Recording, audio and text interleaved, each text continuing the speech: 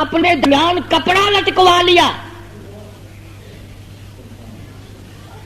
اور پھر خادمہ سے کیا فرمایا کہ مدینے میں جا اعلان کر گلی گلی اور کہو کہ جتنے فقیر ہوں، جتنے محتاج ہوں، جتنے غریب ہوں، سارے آ جاؤ، سارے آ جاؤ، ایسا صدیقہ کے دروازے پہ آؤ۔ وہ آ گئے۔ حضرت عائشہ نے اپنی باندی سے خادمہ سے یہ نہیں کہا کہ تھوڑا تھوڑا سب کو دے دے، فرمایا مٹھی بھر بھر کے دے، سب کو لب بھر بھر کے سب کو دے دے۔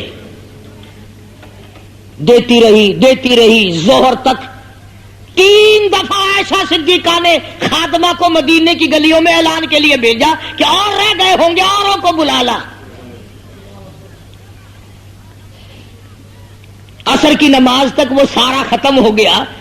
باندی نے وہ جس میں روپے بندھے ہوئے تھے نا گٹھڑی، وہ کپڑا جھاڑ کے حضرت عائشہ کے سامنے رکھ دیا۔ فرمایا لگ گیا سارا ٹھکانے کہ ہاں بالکل ختم ہو گیا، کہ ہاں بالکل ختم ہو گیا۔ حضرت عائشہ نے سجدہ فرمایا اور سر سجدے میں رکھ کے عرض کیا، یا اللہ آئندہ سال یہ خرچہ آنے سے پہلے پہلے میری موت آ جانی چاہیے، کبھی میرے دل میں دنیا کی محبت پیدا نہ ہو جائے۔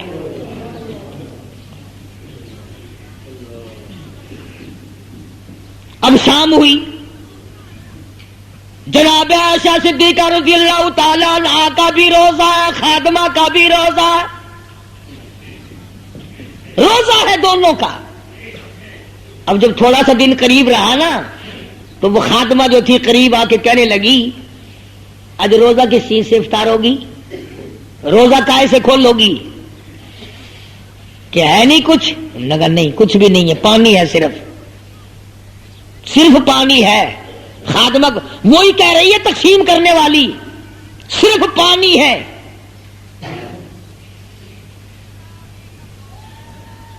اور خادمہ کہتی ہے کہ میرا دل تو چاہتا رہا کہ 1 درہم یعنی 1 چونی بچا لوں، کھجور لے لیں گے، آپ سے ڈر کے مارے میں نے وہ چونی بھی نہیں رکھی۔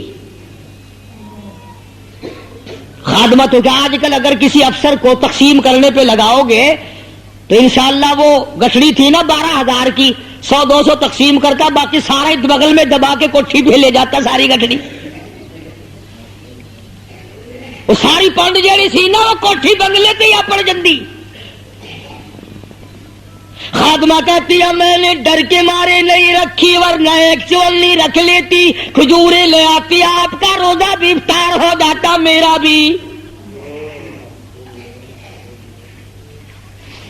حضرت عائشہ کا جواب سنو، فرماتی ہے اللہ والی اگر آج 1 چونی رکھ لیتی تو کل کون کراتا، پرسوں کون کراتا، یہ تو 4 دن کی بات ہے، سونے چاندی کی چمکی بس دیکھنے کی بات ہے، اور 4 دن کی چاندنی اور پھر اندھیری رات ہے۔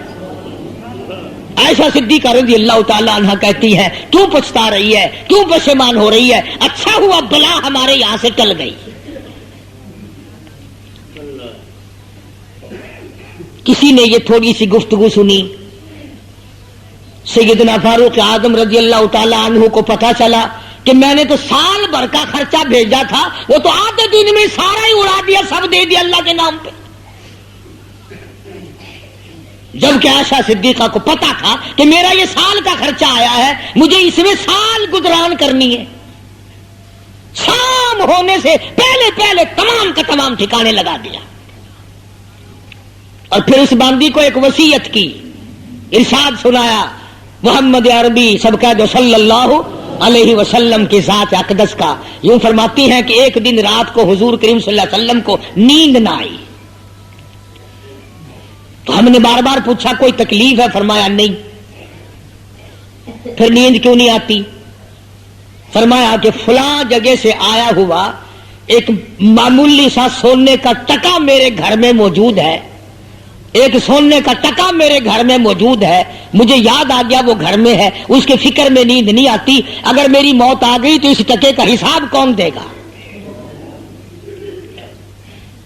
ساری رات مدنی کریم صلی اللہ علیہ وسلم کو نیند نہ آئی، اور آج آج امت کا یہ عالم ہے، نماز چلی جائے، روزے چلے جائیں، تلاوت کا وقت ختم برباد ہو جائے، درود شریف پڑھنے کی توفیق ہو نہ ہو، بس لگے پڑے ہیں لگے پڑے ہیں لگے پڑے ہیں۔ چنانچہ آج مسجد میں موت بڑی کم آ رہی ہے، وضو کرتے ہوئے موت نہیں آتی، درود شریف پڑھتے ہوئے موت بڑی کم آتی ہے، قرآن کی تلاوت کرتے ہوئے موت نہیں آ رہی کہ ادھر کلام خدا ہو اور تیری زبان ہو اور ادھر بلاوا آ جائے، آ جا مجھے تیری یہی ادا پسند ہے، تو یہی پڑھتا ہی آ جا۔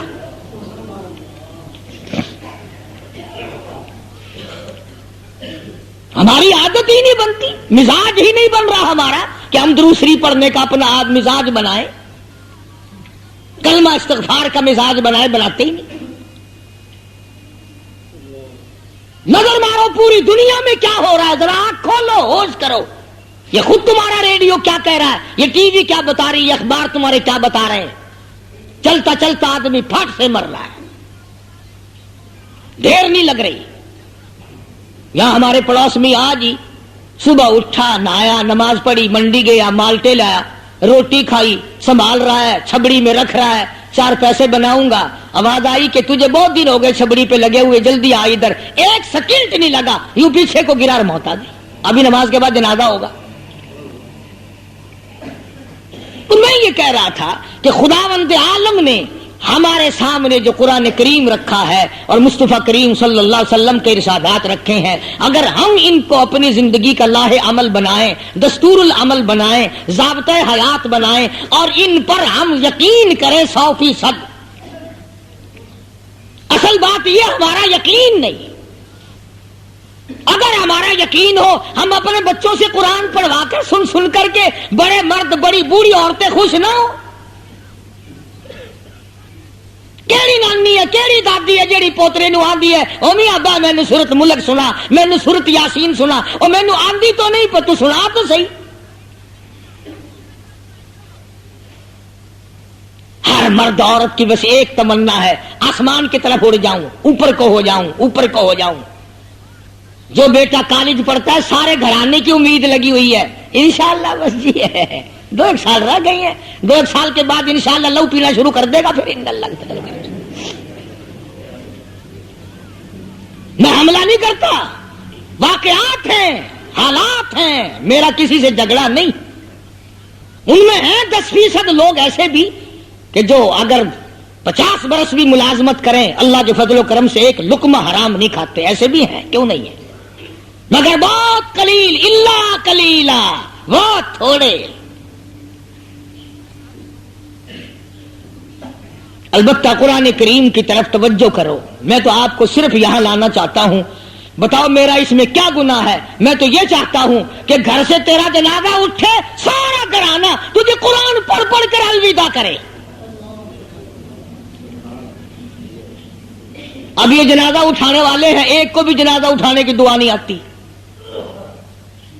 غسل دینے کی دعا نہیں آتی، کفن پہنانے کی دعا نہیں آتی، جنازہ گاہ میں جنازہ رکھنے کی دعا نہیں آتی، جنازہ کندھوں پہ لے کے چلنے کی دعا نہیں آتی۔ یہ دعا نہیں ہے، یہ جو تمہیں خونی برج والے دکھاتے ہیں نا، جو ٹولی آگے چلتی ہے، لحد میں روشنی کے واسطے سامان لایا ہوں، اندھیرا گھر سنا تھا شمع ایمان لایا ہوں، ہاں لکیروں کیوں چھیڑتے ہو کلیجہ چیر کر دیکھو، میں اپنے دل میں عشق سید ذیشان لایا ہوں۔ ادھر تو یہ کہتے ہو جب قبر پہ آ کے پیسے ملے نا، او میاں منزل دیکھتے، اب تو اپنا ڈیون دیکھ، شرم کر، حیا کر، ساڈا سنگ بہ گیا، اسا پگھر پسینہ تھی گئی ہیں، یہ ہو کچھ دیندا پہ۔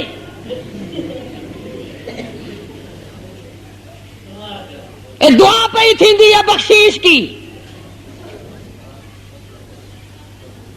امام الانبیاء محبوب کبریا حضرت محمد مصطفیٰ صلی اللہ تعالی علیہ وسلم نے فرمایا، بخاری شریف کی روایت ہے، من اتبع الجنازہ، جس نے اللہ کی رضا کے لیے جنازے کو کندھا دیا، بدلہ سمجھ کر نہیں، جس نے جنازہ پڑھا اللہ کی رضا کے لیے، یہ سوچ کر نہیں میرے وسیب کا بندہ جو میں نہ گیا تو لوگ منہ بڑھائیں گے، یہ نہیں، دکھاوا نہیں، رو رعایت نہیں، نام بری نہیں، لالچ نہیں، تما نہیں، من اتبع الجنازہ، جس نے اللہ کے لیے جنازہ پڑھا، میری رضا کے لیے پڑھا، اپنی موت یاد کر کے پڑھا، اپنا جنازہ یاد کر کے پڑھا، ایک دن میں لوگوں کے کاندھوں سے یوں ہی گزروں گا۔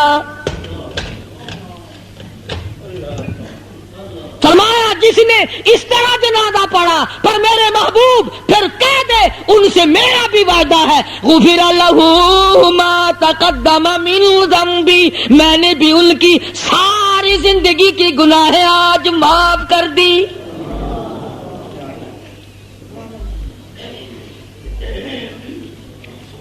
اس لیے زور دے کر میں نے یہ حدیث عرض کی، بے شک مصروفیت کا دور ہے، آج لوگ جنازہ پڑھنا چھوڑ گئے۔ اگر جنازے کی فضیلت کا پتہ چل جائے، صحابہ کہتے ہیں کہ ہم 20-20 کوس پیدل چل کے جنازہ پڑھتے تھے، اور اب تو سامنے سے گزرتا ہے، پرواہ کوئی نہیں۔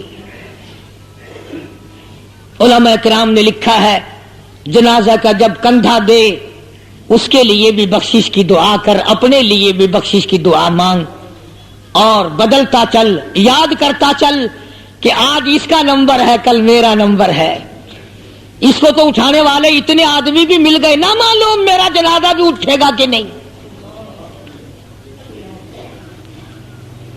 اسی طرح سے اللہ کی رضا کے لیے قبر تک لے جانا، قبر بنانا، قبر میں اتارنا، قبر پہ مٹی اللہ کی رضا کے لیے ڈالنا، یہ انسانی حقوق ہے، مسلمان کا ایک دوسرے پہ حق ہے، جس کو آج مسلمان بہت کم ادا کرتے ہیں۔ جنٹلمینی آ گئی، مٹی کون ڈال لے بھائی؟ کئی دفعہ دیکھا جو بابو سے لوگ آئیں گے نا، پرے کھڑے رہیں گے دور، پجاموں کو ہاتھ لگائے ہوئے، تمہارے آنے کا کیا فائدہ، جاؤ اپنے گھر۔ تم اگر کسی پہ مٹی ڈالتے ہوئے شرما رہے ہو، تم پہ کون ڈال لے گا؟ جبریل۔ منہا خلقناکم، پہلی بک اور پہلا لپ اور پہلا مٹھی جو مٹی کی ڈالو، یہ پڑھو، منہا خلقناکم، یقین ہے اسی میں سے ہم پیدا ہوئے، وفیہا نعیدکم، اسی میں واپس آ رہے ہیں، ومنہا نخرجکم تارۃ اخری، الہی میرا تجھ پہ یقین ہے ایک دن اسی میں سے تو مجھے پیدا کر کے حساب و کتاب لے گا۔ میں عرض کر رہا تھا یہ روزمرہ کے مسائل ہیں، ہر وقت کی ہماری زندگی ہے۔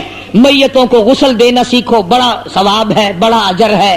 جس طرح سے خود غسل کرتا ہے وہی طریقہ میت کو غسل دینے کا۔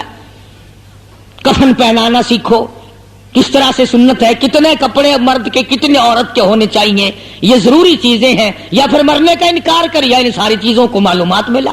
اللہ پاک عمل کی توفیق عطا فرمائے۔ تو وہی نماز کے فوراً بعد جنازہ ہوگا، سب حضرات جنازہ پڑھ کے جائیں، اللہ پاک عمل کی توفیق عطا فرمائے، اور اللہ اس مرحوم کی بھی اور تمام مسلمانوں کی مغفرت فرمائے۔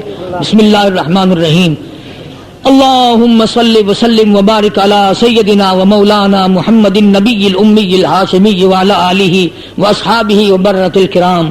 یا اللہ سب بیماروں کو شفا عطا فرما، یا اللہ سب کے دکھ دردوں کو دور فرما، الہی ہم سب فقیروں کی جھولیاں بھر دے، یا اللہ تمام مسلمانوں کی پریشانیوں کو دور فرما، یا اللہ سب کے دکھ دردوں کو دور فرما، یا اللہ یہ آج بیچارہ ہمارا مسجد کا ہمسایہ سمیر خان فوت ہو گیا، اور جتنے بھی مسلمان قبروں میں چلے گئے، یا اللہ سب کو معافی عطا فرما، سب پر اپنا کرم اور فضل فرما، یا اللہ سب پہ رحم کا معاملہ فرما، ساری امت کی بخشش فرما، ساری مخلوق پہ کرم فرما۔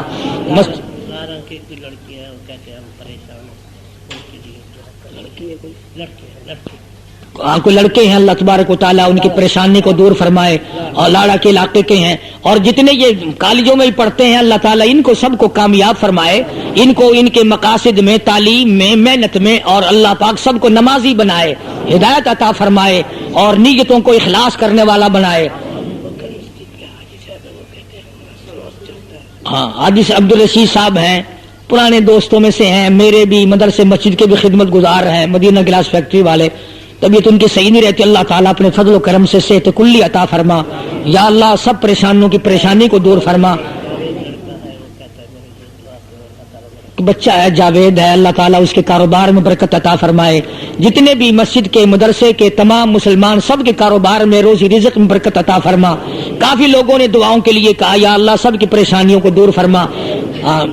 یہ عبد الرحمان ہے اپنا بچہ، سرفراز خان صاحب باولپور سے آتے ہیں، اور کافی سارے ساتھی ہیں جو دعاؤں یا اللہ صاحب کے کاروبار میں برکت عطا فرما، جس کے ذمہ قرض وعدہ کرنے کی صورتیں پیدا فرما، اور تمام گھروں خیر و برکت سے ہم سب کو نواز دے. ہمارے گھروں کو اپنے فضل و کرم سے آباد فرما، خیر و برکتوں سے آباد فرما، رحمتوں سے آباد فرما، اطمینان اور سکون سے آباد فرما. یا اللہ ہمارے گھر کا ہر فرد نمازی ہو، ہر فرد قرآن کریم کی تلاوت کرنے والا ہو، ہر گھر کا فرد قرآن کریم کے ساتھ ساتھ درود شریف کی کثرت کرنے والا بن جائے، استغفار کرنے والا بن جائے. یا اللہ ہمارے گھر کے ماحول کو دیندار بنا دے، معاشرے کو دیندار بنا دے. ربنا تقبل منا انک انت السمیع العلیم.